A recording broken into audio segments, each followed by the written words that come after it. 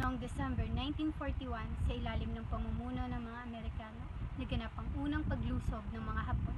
Hindi handa ang mga Amerikano at kulang ito sa kagamitan, kaya agad din silang natalo nang lumusob ang mga Hapon.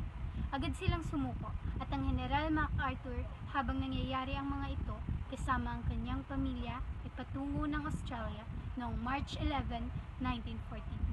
Habang ang ilan sa mga sundalong Amerikano at mga Pilipino ay pinaglakad ng mga Hapon simula Maribeles, Bataan hanggang San Fernando, Pampanga, nang walang binibigay na pagkain o inumin.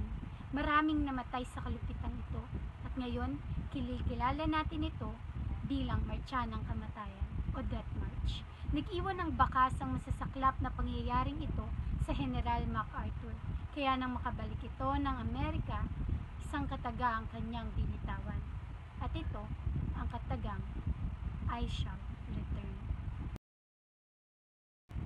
Isa sa aking mga pangunahing mararamdaman kung nabuhay ako sa panahong ito ay ang nag-aalab na puso ng isang pusong Pilipino. Magiging isa ako sa mga Pilipino nga hanap at hanap pa rin ng paraan upang makatulong kahit na sa maliit lamang na paraan.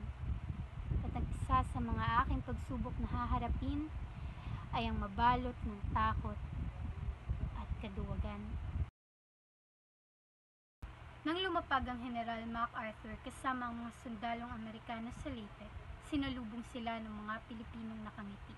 Bagamat puno ng dugo at gulo, nagagawa pa rin nating gumawa at humanap ng pag-asa.